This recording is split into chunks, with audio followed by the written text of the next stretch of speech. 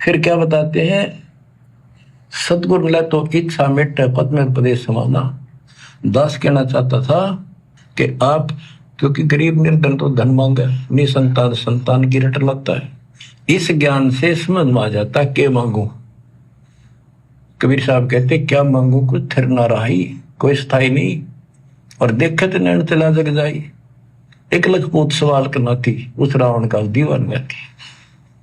1 लाख पुत्र 1.25 लाख नाती, आज उसको कोई दीपक लाइया नहीं। तो अब्राहिम सुल्तान के पास तो सब कुछ था। उस नरक से मालिक ने उस प्यारी आत्मा को निकाला जिसकी तुम जोड़ी मंगन जाओ, या दे दे धन दे दो, कार दे दो, या मंगन की जरूरत को नहीं। जैसे आपको विधि बताई ऐसे भक्ति करो, निष्काम भाव से करो, सच्चे दिल से करो। एक दिन ऐसा आएगा आप सोच भी नहीं सकते, इतना सुख देगा दाता। साध वचन पलटे नहीं, चाहे पलट जाए ब्रह्मांड। और साधु बोले सहज स्वभाव, साधु का बोला मिथ्या न जाए। जो गुरुदेव भगवान ने अपने मुख कमल से शब्द निकाल दिए वो बिल्कुल स्वयं सिद्ध हैं। वे शब्द स्वयं सिद्ध हैं। वो अपना काम करेंगे समय आने पर, यदि हम उनकी मर्यादाओं में रहकर भक्ति करते रहे तो गुरुदेव भगवान कह रहे हैं कि वैसे तो ये माया ज़्यादा अच्छी नहीं है। ये माया जीव को भक्ति से दूर ही करती है, ये बकवाद ही करवाती है। और सतगुरु समर्थ है, अंतर्यामी है, उन्हें पता है कि अगर मेरा भगत मर्यादा में रहकर भक्ति पर लगा हुआ है तो उसे कब और किस चीज की आवश्यकता पड़ेगी। क्या उसके भरोसे हमें गुरुदेव भगवान रहने देंगे? आगे से आगे परमात्मा वो जायज वस्तु प्रकट कर देगा। आगे से आगे कैसे आएगी, कहां से आएगी, ये सतगुरु का विषय है। तो आवश्यकता से ज्यादा विष गुरुदेव वर्तमान कलयुग की बिचली पीढ़ी में अपने बच्चों को नहीं खिलाएंगे। और आप और हमने भी अब इतना समझदार हो जाना चाहिए गुरुदेव के ज्ञान को समझकर कि हमारे अंदर भी विष को चखने की चाहत नहीं होनी चाहिए। इस विष को हम अनंत युगों से चखते हुए आ रहे हैं। गुरुदेव कहते हैं कि बच्चों, तुम्हारा ये अंतिम दाव है तुम्हारा। तुम कति गोल पे लाकर खड़े कर दिए गए, गोल पर, जैसे फुटबॉल को गोल पर लाके खड़ा कर दिया जाता है और अब एक ठोकर मारनी होती है। अगर वो ठोकर सही लग गई तो गोल हो जाती है। तो आप और हमने भी अब इतना समझदार बनना पड़ेगा कि ये विष तो हम अनंत युगों से खाते आ रहे हैं। इस विष ने सिवाय हमारे को दर्द के, दुख के, 84 लाख योनियों के, नरक के कुछ भी नहीं दिया। अब हमें वो असली मिठाई मिली है, अमृत मिला है, गुरुदेव का ज्ञान, ये भक्ति। अब तो हमने इसका रसपान करना है। परमात्मा कहते हैं, मौत निशानी नींद की, उठ कबीरा जाग, सब रसायन छोड़कर एक राम रसायन चाख। राम रसायन, ये भक्ति रूपी रसायन, हमने अब ज्यादा से ज्यादा इस अमृत को चखना है अपनी आत्मा के कल्याण हेतु। और सत्संगों के माध्यम से भी गुरुदेव का यही प्रयास रहता है कि इन आत्माओं के दिल में माया प्राप्ति की चाहत ना हो। माया आएगी तो साथ में मान बढ़ाई भी लेकर आएगी, दिखावा भी लेकर आएगी, थोड़ा बहुत अहंकार भी प्रकट करेगी। क्योंकि आप यदि आग के नजदीक जाओगे तो तपत लगेगी, गर्म लगेगा ही लगेगा, क्योंकि वो आग का गुण है। यदि उसके निकट जाएंगे तो जलन होगी। और समझदार व्यक्ति वही होता है, वो आग से उतनी दूरी बनाकर रखता है कि आग मुझे किसी प्रकार से कोई नुकसान ना पहुंचा दे और मेरा काम भी हो जाए। तो समझदार भगत वर्तमान में जानबूझकर ऐसी गलती नहीं करेगा। गुरुदेव भगवान से धन मांगने की, माया मांगने की, संपत्ति मांगने की और आवश्यक वस्तु के भरोसे परमात्मा रहने नहीं देगा।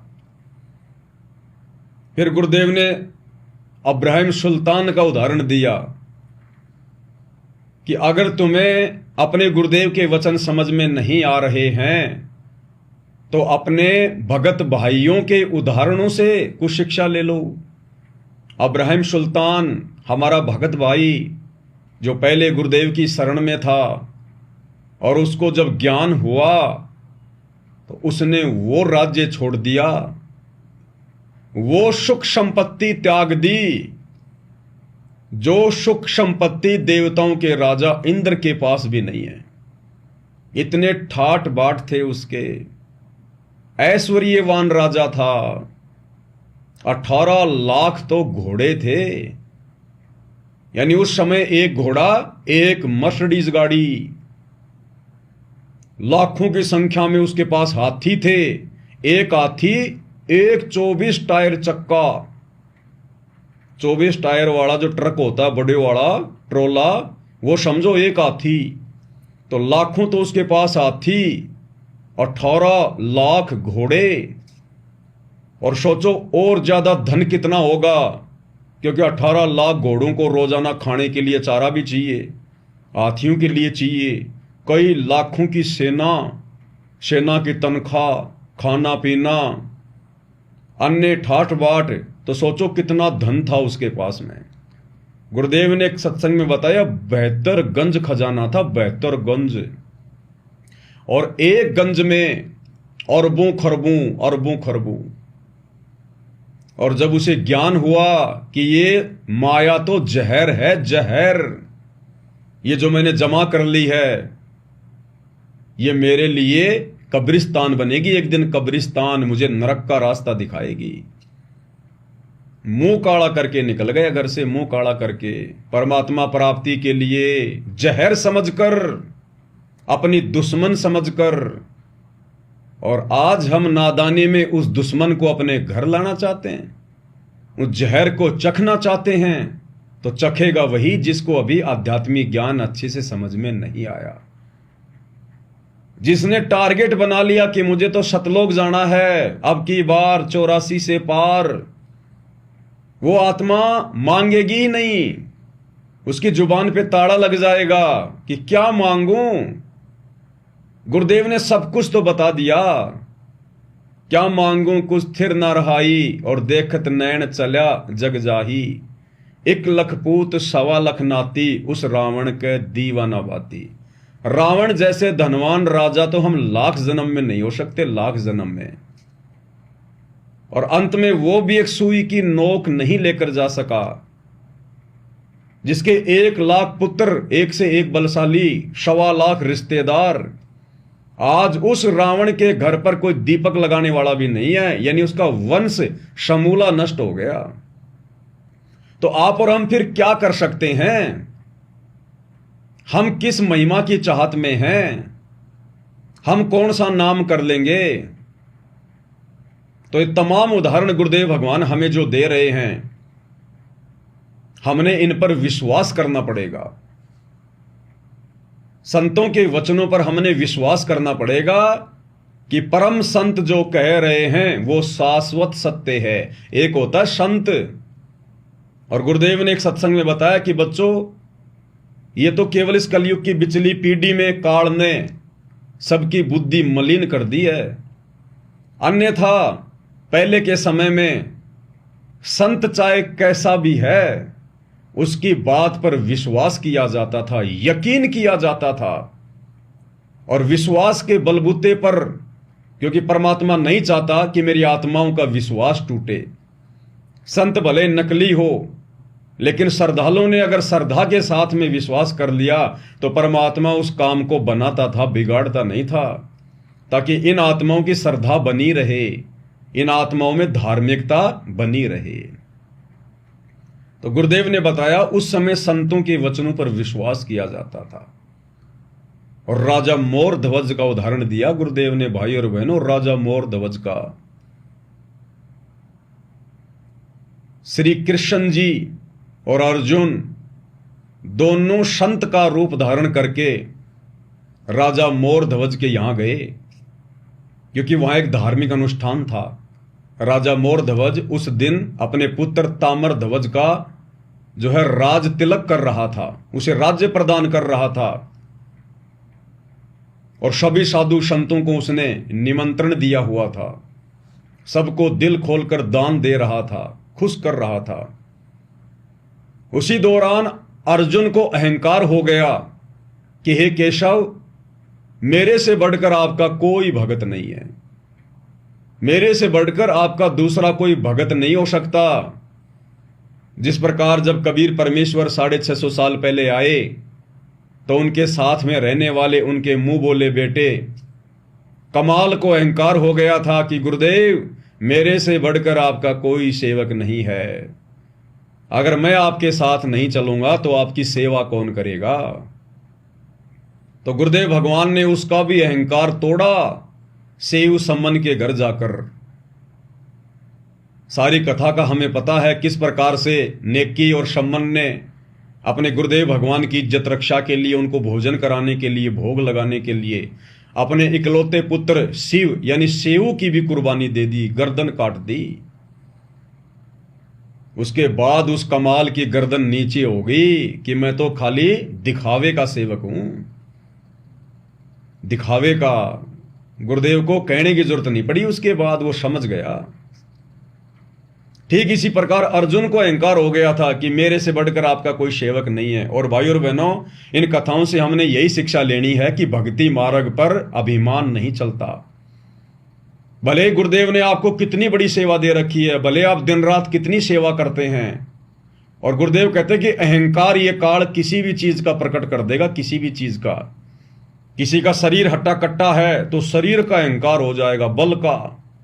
किसी के पास माया ज्यादा है, संपत्ति ज्यादा है तो धन का अभिमान अहंकार हो जाएगा, स्वाभाविक है। कोई सुंदर है, गोरा है तो शरीर का अहंकार। किसी के रिश्तेदार बड़े बड़े पैसे वाले हैं, मंत्री संतरी हैं, उस बात का भी अहंकार हो जाता है। और किसी को सेवा का, भक्ति का भी अहंकार हो जाता है। तो गुरुदेव कहते हैं अहंकार यदि भगत में आ गया तो भगवान उससे 100 कोस दूर है। तो इन तमाम कथाओं से हमने ये शिक्षा लेनी है कि अब की बार इस कलयुग की बिचली पीढ़ी में यदि कोई भी कमजोरी हमारे अंदर होगी, हम उसको बाहर निकाल फेंकेंगे और अपने आप को मिट्टी समझकर परमात्मा की भक्ति में, मिट्टी समझकर इस शरीर को परमात्मा की भक्ति में लगाएंगे। तो श्री कृष्ण जी ने साधु का रूप बनाया,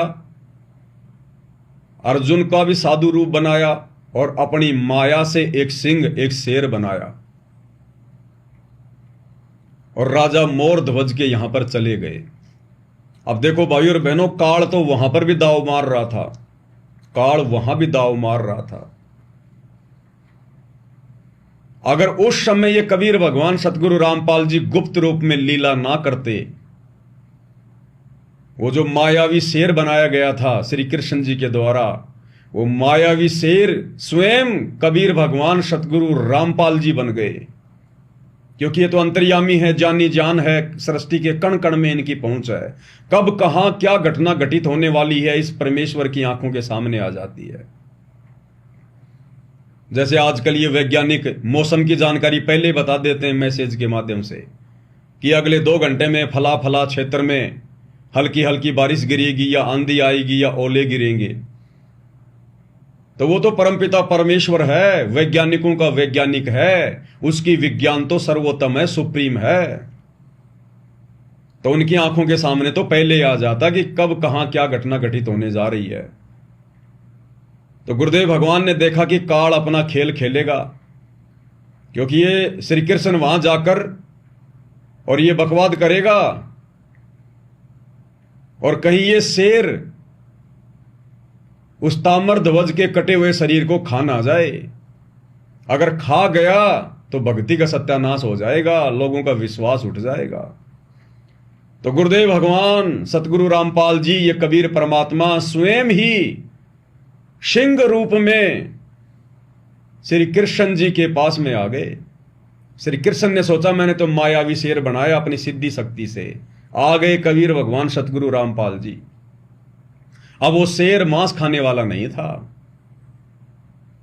वहां गए, पता चला ऐसे ऐसे, तो राजा मोर ध्वज और उसकी पत्नी दोनों आ गए मोतियों का थाल भर के कि आओ ऋषि जी, क्योंकि पहले बड़ा आदर सत्कार होता था। उसके दो कारण थे भाई और बहनों, गुरुदेव ने बताए। सबसे पहला कारण तो साधु संतों का आदर उस समय इसलिए किया जाता था कि ये लोग जो है तपस्या किया करते थे, इनके अंदर तपोबल होता था, सिद्धियां होती थी। तो राजा लोग डरा करते थे कि कहीं अगर इसकी बात नहीं मानी तो ये कहीं श्राप ना दे दे, हम लोग राज्य विहीन ना हो जाएं, हमारे परिवार पर राज्य पर कोई संकट ना आ जाए। तो पहली बात तो डर के कारण उस समय इन संतों का बड़ा आदर हुआ करता था। अब आजकल सबको पता है कि पहन के 300 रुपए के भगवा वस्त्र और दिन में सारा दिन 200-300 रुपए इकट्ठे करके शाम को दारू के ठेके पे मिलते हैं बाबा।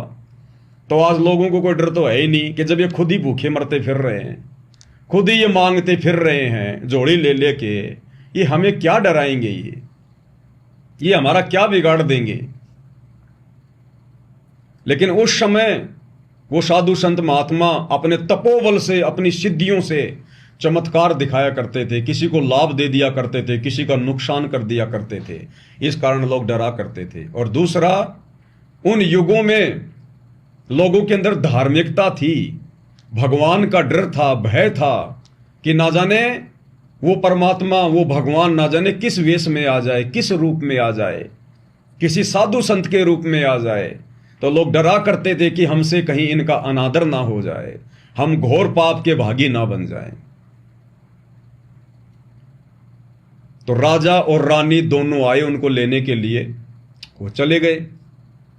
और वहां जाकर उन्होंने कहा कि महाराज जी आज्ञा कीजिए। तो साधु रूप में श्री कृष्ण जी ने कहा कि भाई हमारा जो शेर है, जो सिंह है, ये मांस खाता है, ये मांस खाएगा, इसके लिए मांस का इंतजाम करो। और मांस ये किसी भेड़ बकरी का नहीं खाएगा, आदमी का खाएगा, इंसान का। बोले महाराज बिल्कुल इंसान का ही खिलाएंगे। बोला इंसान का भी ये उसका खाएगा जो तुम्हारे घर का है, कहीं तुम बाहर का कोई मजदूर पकड़ के ले आओ। तुम्हारे घर का, अब घर में खाली 3 सदस्य, मोर ध्वज, बेटा ताम्र ध्वज और उसकी पत्नी। उन्होंने कहा कि महाराज घर के सदस्य का ही मांस खिलाएंगे। अब वे क्यों इतने उतावले हो रहे थे, अपना जीवन भी दांव पर लगा रहे थे? क्योंकि उससे पहले गुरुदेव ने बताया कि साधु रूप में श्री कृष्ण जी ने यह कहा था कि आज जो भी व्यक्ति इस सिंह का भोजन बनेगा वो सीधा स्वर्ग में जाएगा, स्वर्ग में। और उस समय स्वर्ग बहुत बड़ी, तो बहुत बड़ी बात। धार्मिक आत्माएं थी, सोचने लगे कि मरना तो है ही, आज नहीं तो कल। और आज जैसा मौका कहां मिलेगा, सीधा स्वर्ग। क्योंकि उन्होंने संतों की बातों पर विश्वास किया। उनको विश्वास था कि संत झूठ नहीं बोलते, जो ये बात कह रहे हैं वो बिल्कुल परम सत्य है कि आज जो इस शेर का भोजन बनेगा वो सीधा स्वर्ग में जाएगा। इस लालच में, स्वर्ग के लालच में, राजा मोर ध्वज चाहता है कि पहले मैं शेर का भोजन बनूं। और बोला महाराज मैं शेर का भोजन बनने के लिए तैयार हूं। भाई और बहनों, यह कथा तो हमने सुन रखी है, गुरुदेव ने कई बार सुना रखी है। साध संगति के माध्यम से केवल कथा नहीं सुनाई जा रही, यानी संतों की वाणी पर, संतों के वचनों पर कितना विश्वास किया जाता था। गुरुदेव भगवान ने कहा ना विशेष संदेश में कि पुण्यात्माओं तुम विश्वास रखना, जो भक्ति विधि तुम्हें दे दी गई है इसको तुम मर्यादा में रह के करते रहना। एक दिन तुम्हारे ठाटम ठाट हो जाएंगे, ठाटम ठाट। डगमग ना होना, मन में दोष पैदा ना करना। तो हमने संत के वचन पर विश्वास करना पड़ेगा। और ये केवल संत नहीं, परम संत हैं, परम संत।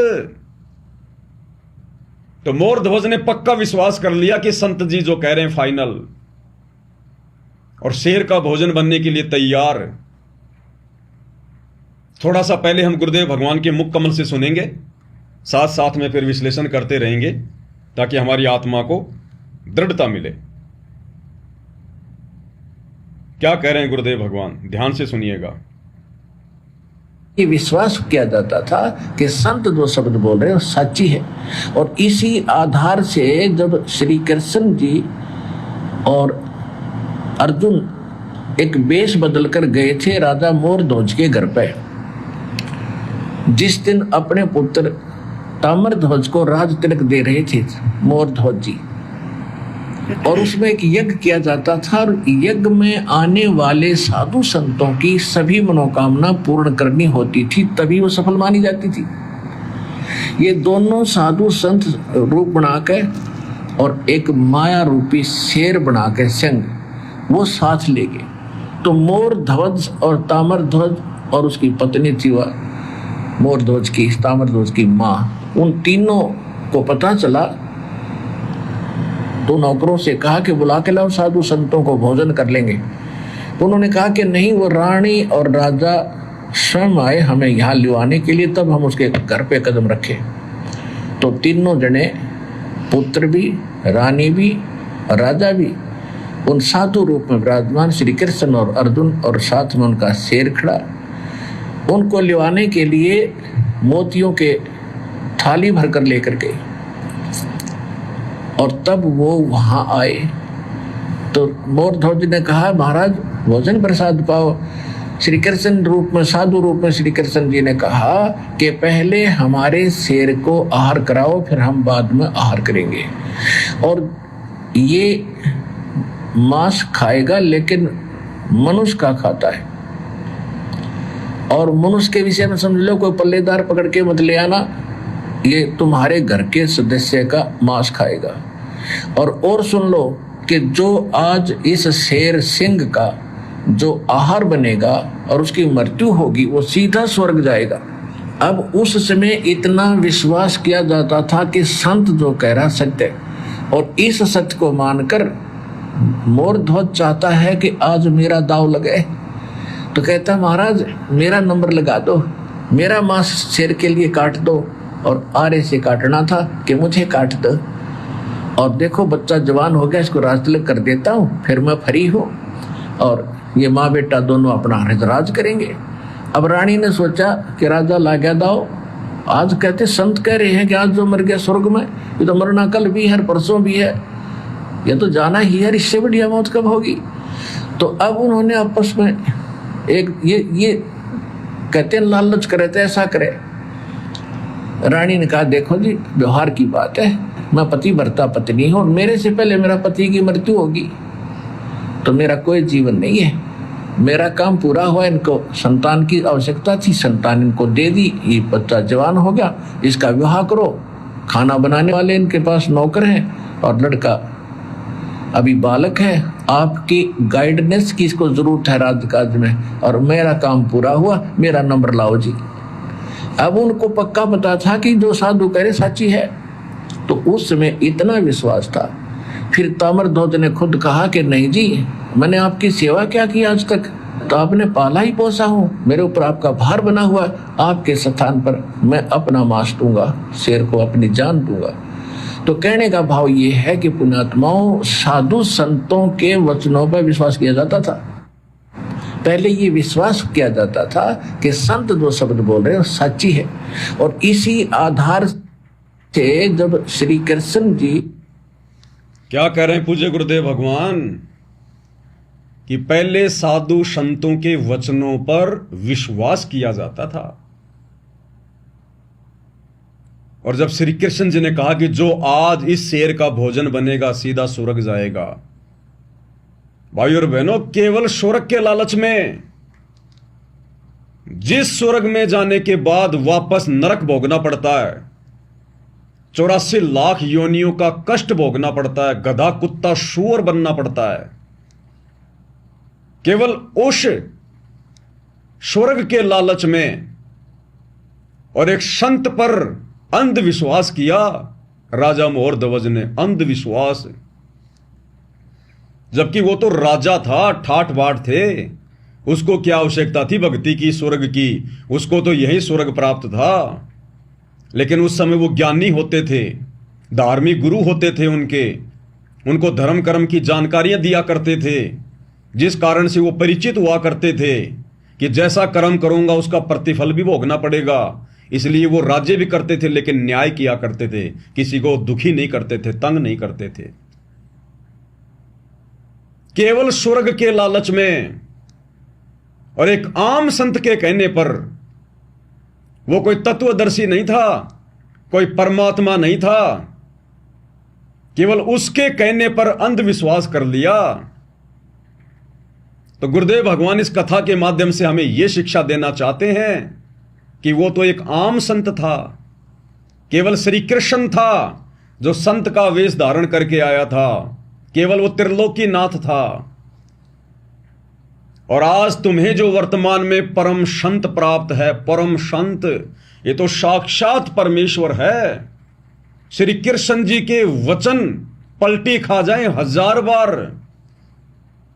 श्री कृष्ण जी के वचनों की कोई वैल्यू नहीं, 1000 बार पलटी खा जाएं, लेकिन इस परम संत सतगुरु रामपाल जी भगवान के वचन पलटी नहीं खा सकते। ब्रह्मांड पलटी खा सकता है, ब्रह्मांड। साध वचन पलटे नहीं, चाहे पलट जाएं ब्रह्मांड। और केवल स्वर्ग नहीं, स्वर्ग तो सतलोक के आगे कूड़ा करकट है, कूड़ा करकट। सतलोक जिसकी कल्पना किसी ब्रह्म ऋषि ने भी नहीं की, दुर्वासा, मार्कंडे, विश्वामित्र, वशिष्ठ जैसों ने भी कभी कल्पना नहीं की। केवल ओम नाम की साधना करके स्वर्ग महास्वर्ग तक गए।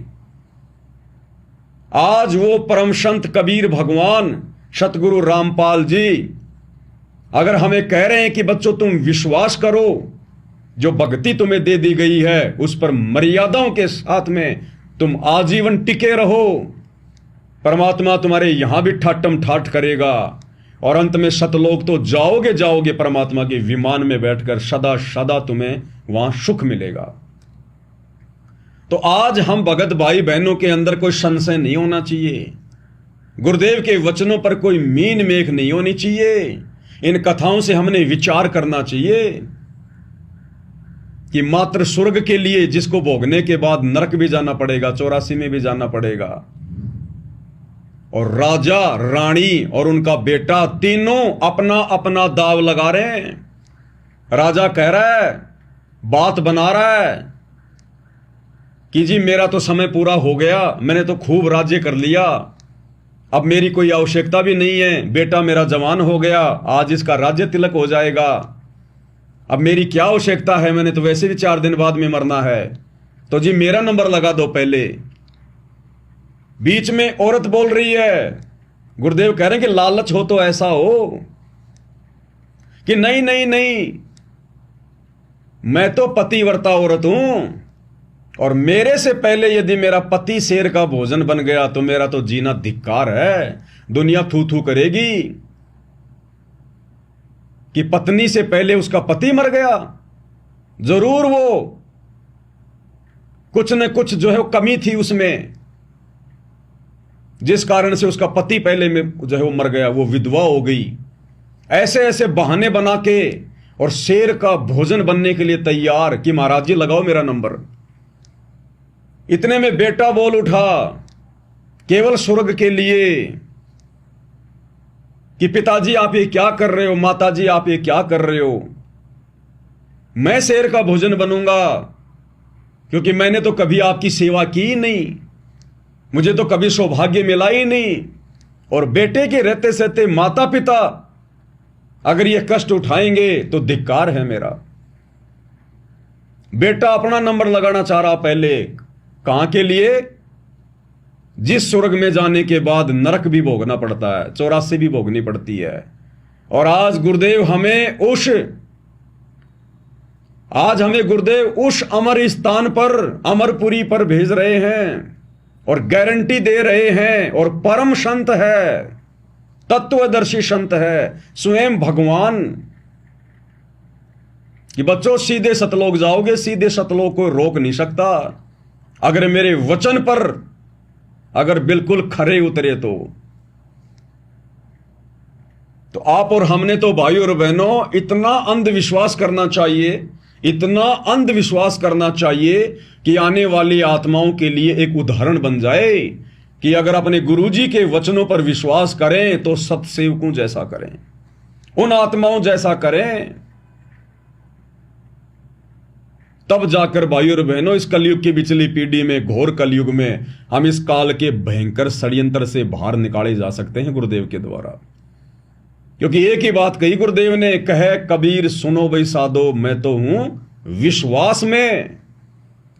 तो आज हमने अपने गुरुदेव भगवान के प्रत्येक वचन पर ब्लाइंड फेथ करना पड़ेगा। ब्लाइंड फेथ केवल अपने गुरुदेव के वचनों पर, किसी और के वचनों पर नहीं। आज ये बेचारी भोली भाली संगत यही तो धोखा खा गई, गुरु के वचनों पर विश्वास ना करके। क्योंकि गुरु के वचनों पर तो उस समय विश्वास करोगे जब गुरु के वचनों को ध्यान से सुनोगे, चिंतन मनन करोगे, मंथन करोगे। तो गुरु के वचनों को ना समझकर, उन पे विश्वास ना करके, और अपने जैसे दो कोड़ी के जीवों पर अंधा विश्वास किए बैठी है, आश्रम मैनेजमेंट पर, गुरुजी के कलयुगी परिवार पर, कोऑर्डिनेटरों पर। और उसका नतीजा भी संगत आए दिन भोग रही है। संगत को तरह तरह से भक्ति विरुद्ध कुकर्म करवाकर काल की गोद में बैठाया जा रहा है। तो सोचिए भाई और बहनों, आप और हम सत्सेवकों का कितना बड़ा सौभाग्य। आप और हमें गुरुदेव भगवान ने सद्बुद्धि देकर, सत प्रेरणा देकर, साथ संगति से जोड़कर अपने वचन पर तो खरा रखा ही रखा। क्योंकि आप और हमने वो कुकर्म नहीं किए गुरुदेव के हिसार जेल जाने के बाद, जो कुकर्म काल प्रेरणा से आश्रम मैनेजमेंट ने बाकी 90% संगत से करवा दिए। आप और हमने वो कुकर्म नहीं किए। हमने मर्यादा नहीं तोड़ी, हमने राजनीतियां नहीं की, हमने इन आश्रमों में इनको पात्रों को ज्योति पाठ और दान का पैसा नहीं दिया। तो वो वचन तो हमसे गुरुदेव भगवान ने निभाया। साथ में गुरुदेव भगवान ने हमसे अपनी पहचान भी करवाई। और उनकी पहचान होने के बाद आज हम उनके प्रत्येक वचन पर दृढ़ हैं, भक्ति पर दृढ़ हैं कि भले हम टूट जाएं लेकिन गुरुदेव की मर्यादा नहीं तोड़ेंगे। भाई घर छूटो चाहे जग रूठो, चाहे रूठो ये संसारा हो, कौन सुनेगा मेरी काल लोक में जय गुरु रूठ गया मारा हो। रूठो जग सारा पर रूठे ना गुरुदेव भगवान हमारा। और आप और हमने अंधविश्वास किया केवल अपने गुरुदेव के वचनों पर, और इसी का यह नतीजा है कि उस अंतर्यामी परमेश्वर ने आज आप और हमें संभाल के रखा हुआ है। आज आप और हमें मोक्ष मार्ग की उस पटड़ी पर दौड़ा रहे हैं, निर्विघ्न रूप से, निर्बाध रूप से। जिस मोक्ष मार्ग वाली उस पटरी से 90% संगत के पैर नीचे उतर चुके हैं। तो भाई और बहनों, विश्वास के बलबूते पर ही हम सतलोक जाएंगे, गुरुदेव को प्रसन्न कर पाएंगे। तो इस भक्ति मार्ग में गुरुदेव कह रहे हैं कि बच्चों, विश्वास अति जरूरी है, अति जरूरी।